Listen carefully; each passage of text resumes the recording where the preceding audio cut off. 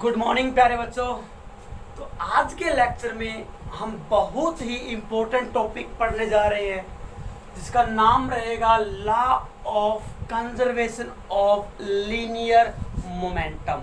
Linear momentum हमारा यहाँ पे मोमेंटम से लिखा हुआ है लीनियर मोमेंटम ही है, ठीक है। तो बेटा बहुत ही इम्पोर्टेंट है, इसका बहुत जगह पे यूज होता है, बहुत सारी इसकी एप्लीकेशंस है और +1 क्लास में मिलेगा आपको, ये +2 क्लास में भी मिलेगा, ठीक है। तो ये आपके लिए बहुत ही इंपॉर्टेंट और 10th क्लास में भी डेफिनेशन मिलेगी इसकी आपको, ठीक है। तो यहाँ से अच्छे से समझ लीजिए, दोबारा से आपको कभी प्रॉब्लम नहीं आएगी लाइफ में इस लॉ के अंदर। तो बेटा क्या कहता है law of conservation of momentum? बेटा यहाँ पे एक वर्ड आया है क्या, कंजर्वेशन। अब कंजर्वेशन का मतलब होता है रिमेन्स कांस्टेंट, रिमेन्स कांस्टेंट, वे जो हमेशा क्या रहे, कांस्टेंट रहे, जिसकी वैल्यू कभी भी चेंज ना हो। जो स्टार्टिंग में जितनी उसकी वैल्यू थी ना, फाइनल भी उसकी वैल्यू उतनी ही होनी चाहिए, ठीक है, मतलब वो कभी चेंज ना हो। तो उसको हम क्या बोलते हैं बेटा, कंजर्व्ड बोलते हैं। क्या बोलते हैं? कंजर्व्ड है भाई ये चीज, भाई ये चेंज नहीं हो रही, ये फिक्स है भाई, ये तो कंजर्व्ड है भाई, ये कंजर्वेशन है, ठीक है। तो किसके बारे में? मोमेंटम के बारे में। तो लॉ ऑफ कंजर्वेशन मोमेंटम के अकॉर्डिंग बेटा ये है कि किसी भी सिस्टम का टोटल जो मोमेंटम होगा वो हमेशा क्या रहेगा बच्चे, कांस्टेंट रहेगा, जब उसके ऊपर बाहर से कोई फोर्स अप्लाई ना हो रहा हो। बाहर से फोर्स अप्लाई होगा तब सेम नहीं रहेगा, तब कांस्टेंट नहीं रहेगा टोटल मोमेंटम। जैसे मान लीजिए कोई भी हम कार्य कर रहे थे, मान लो एक यहाँ मान लो दो कोई भी ऑब्जेक्ट थे हमारे पास, इनके बीच में काम हो रहा है मान लीजिए, ठीक है। कोई भी भिड़त हुई, कुछ भी मान लीजिए तुम्हारे पास, ठीक है। तो बेटा शुरू में मान लो जब अपने लिए ना ये दोनों के दोनों, तो ये आपका एक सिस्टम है जिनके ऊपर भी आप काम, जिनके बारे में भी डिस्कस कर रहे हो ना, जहाँ भी वो लॉ लगा रहे हो, वहाँ पे दो ऑब्जेक्ट है, थ्री थिंग्स है, कितने भी हो, तो वो सारी की सारी मिलके आपको एक सिस्टम बनाएगी। क्या बनाएगी? सिस्टम। तो मैं काम कर रहा हूँ कितने ऑब्जेक्ट के ऊपर, 2 ऑब्जेक्ट के ऊपर, तो दोनों ऑब्जेक्ट मिलके तुम्हारे पास एक सिस्टम बनाते हैं। क्या बनाते हैं? एक सिस्टम। तो इन दोनों को मिलके सिस्टम बोला जा सकेगा, ठीक है। तो बेटा शुरू में इनका मोमेंटम मान लीजिए, मोमेंटम P होता है ना, लीनियर मोमेंटम, लीनियर मोमेंटम है ये मोमेंटम, मान लीजिए 2 है, कितना है? 2 है बच्चे, ठीक है। और यूनिट की बात करें तो क्या थी? केजी मीटर पर सेकंड, केजी मीटर पर सेकंड ये था। मान लो भाई 1 घंटे तक इनके ऊपर कुछ काम हुआ, आपस में भिड़ी, दूर गई, कुछ भी गई, तो लास्ट के अंदर फाइनली मैंने मोमेंटम देखा, वो मेरे को कितना मिलेगा? 2 केजी मीटर पर सेकंड ही मिलेगा। जितना स्टार्टिंग में था ना उतना ही बेटा फाइनल मिलेगा। कहीं भी देख लीजिए, बीच में रोक के देख लीजिए उस फिनोमिना को, उस प्रक्रिया को, तब भी आपको उस टोटल मोमेंटम की वैल्यू बेटा 2 मिलेगी। तो ये टोटल क्या, इन दोनों का मिला के है, इन दोनों का मिला के है, इन दोनों का टोटल मोमेंटम है। तो पहले भी 2 था और बाद में भी कितना मिलेगा? 2 मिलेगा। ये लॉ यही कहता है, लेकिन शर्त ये है कि बाहर से कोई भी फोर्स लगना नहीं चाहिए, कोई बाहर से फोर्स लगना नहीं चाहिए।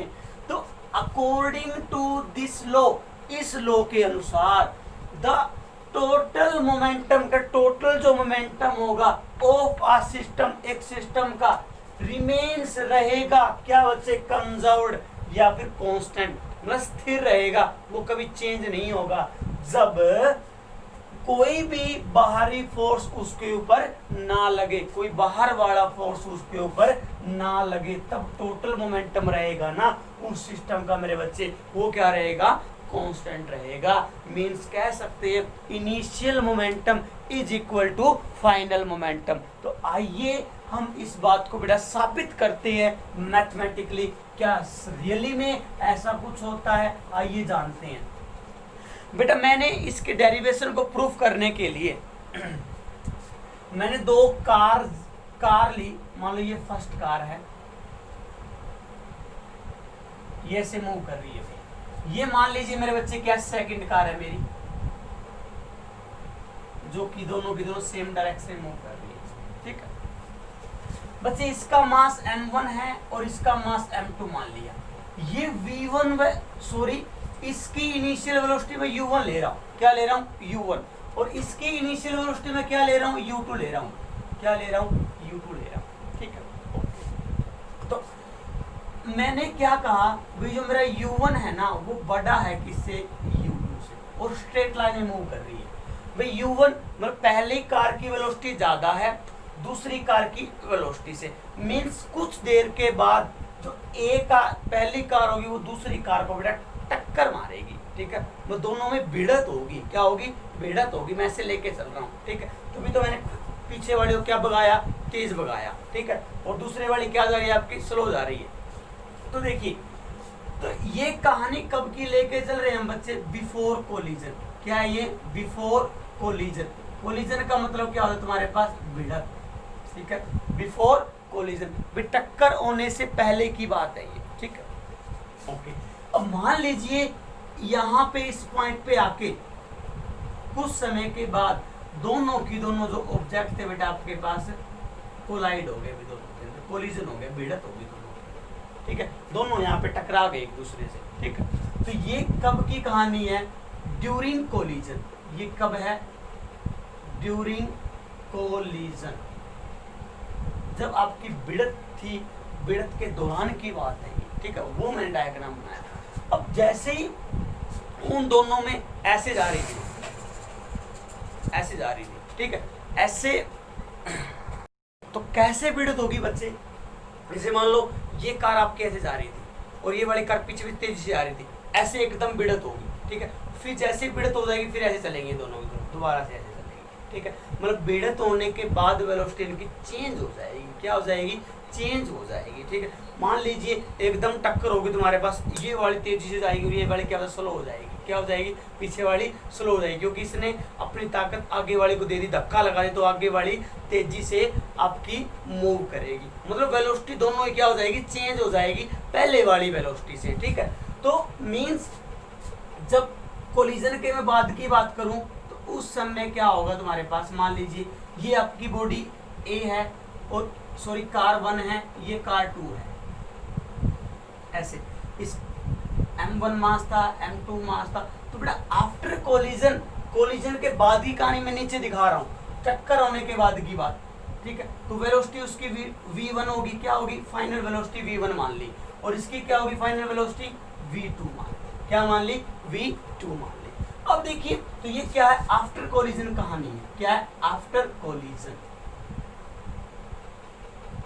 ये हुआ भी आफ्टर कोलिजन। ठीक है अब यहाँ देखिए तुम्हारे पास यदि हम बात करें टोटल जो इनिशियल मोमेंटम है बच्चे, क्या है, टोटल इनिशियल मोमेंटम की मैं बात करता हूं यहाँ पे,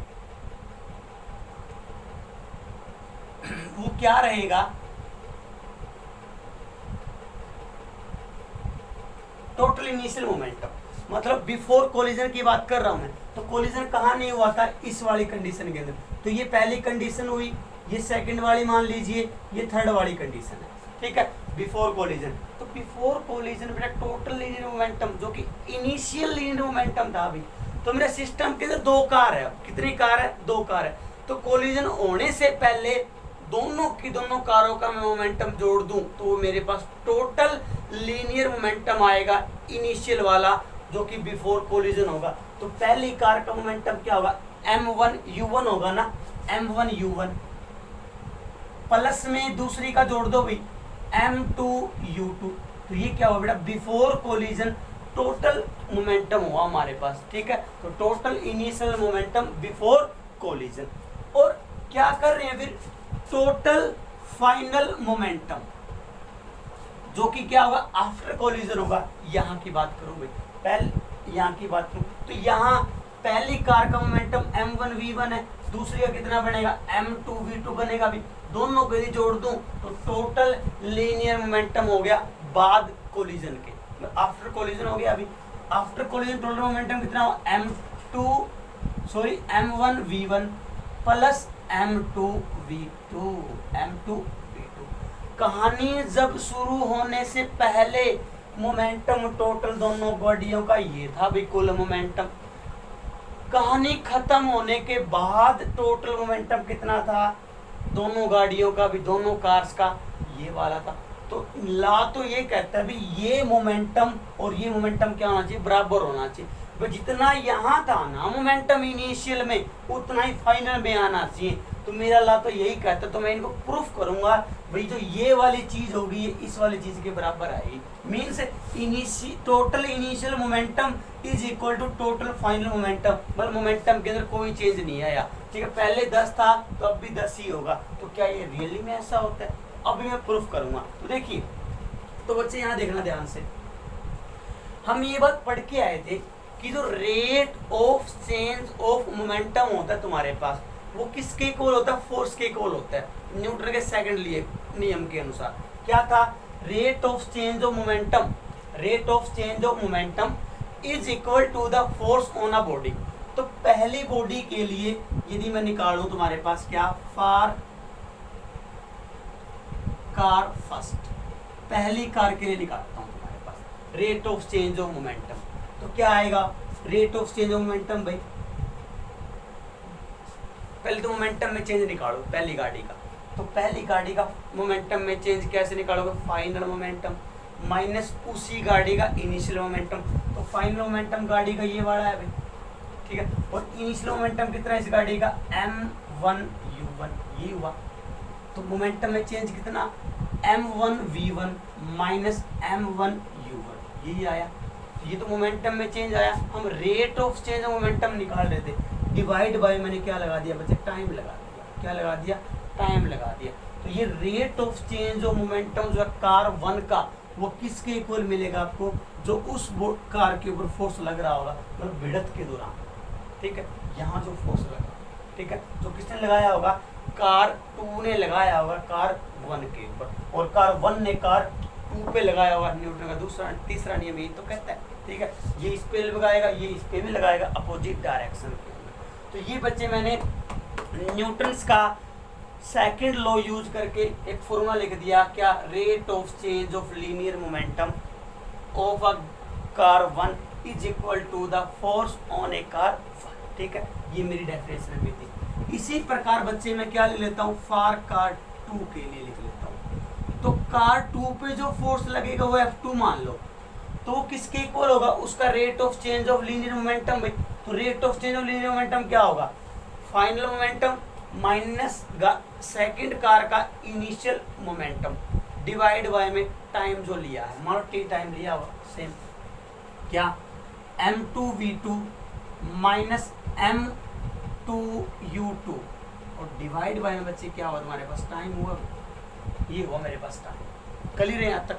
अब देखो, तो according to Newton third law, according to Newton third law, third law क्या कहता था, थर्ड लॉ ने बच्चे ये बात कही थी कि जो ये दोनों फोर्स एक दूसरे पे गाड़ियां लगा रही है ना, ये दोनों के दोनों फोर्स बच्चे क्या मिलेंगे आपको, equal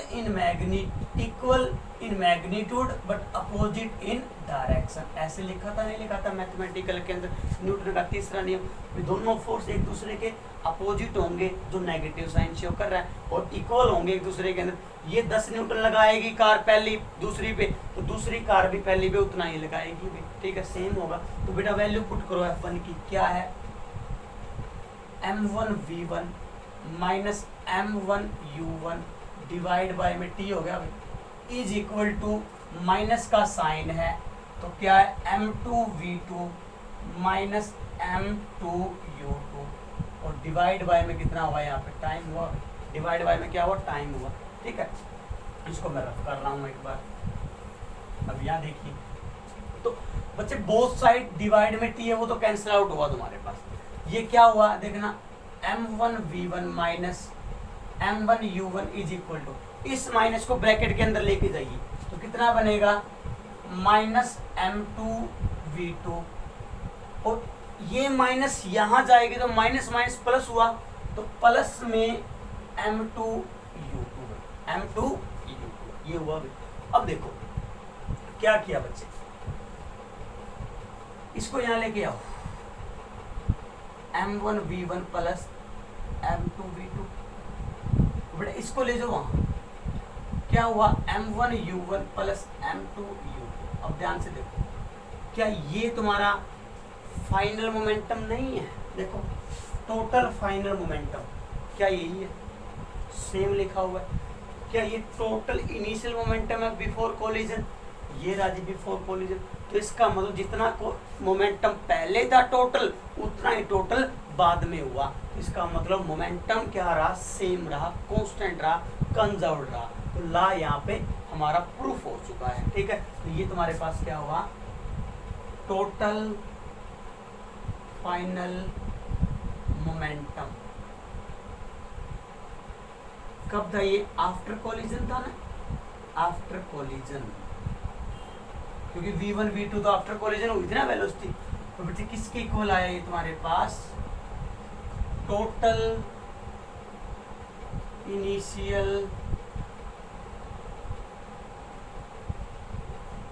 initial momentum before collision, before collision. ये रहा हमारे पास क्या? स्टेटमेंट। ठीक है, तो बेटा प्रूफ कर दिया जी हमने। तो बेटा ये था हमारा क्या? Last topic. और इसकी एप्लीकेशन कहाँ है, कहाँ यूज होता है? ये ला बेटा, जो तुम्हारे पास रॉकेट प्रपल्जन होता है तुम्हारे पास, या फिर जो भी रॉकेट उड़ती है तुम्हारे पास, ठीक है, जो भी जहाज है तुम्हारे पास, जेट वगैरह होते हैं, जो भी बेटा फ्लाई करते हैं, तो बेटा वो किस प्रिंसिपल पे काम करते हैं, किस सिद्धांत पे काम करते हैं? Law of conservation of momentum पे काम करते हैं। किसके ऊपर काम करते हैं? Law of conservation of momentum. तो वहाँ इनका यूज होता है जी। क्लियर है? तो बेटा ये इसी टॉपिक के साथ, इसी बात के साथ हमारा चैप्टर जो सेकंड है उसकी थ्योरी पूरी की पूरी कंप्लीट होती है। तो नेक्स्ट लेक्चर के अंदर हम हमारे इस लॉ के ऊपर, तो ये स्टेटमेंट आपको याद होनी चाहिए। ठीक है, M1V1 plus M2V2 is equal to M1U1 plus M2U2। तो ये स्टेटमेंट जिस बच्चे को याद होगी वो ला लगा पाएगा। ठीक है, और वो न्यूमेरिकल सोल्व कर लेगा इसके बेस के ऊपर। तो नेक्स्ट लेक्चर के अंदर हम इसके ऊपर न्यूमेरिकल डिस्कस करेंगे बेटा। आज के लिए इतना ही, थैंक यू। मिलते हैं नेक्स्ट लेक्चर में न्यूमेरिकल्स के साथ।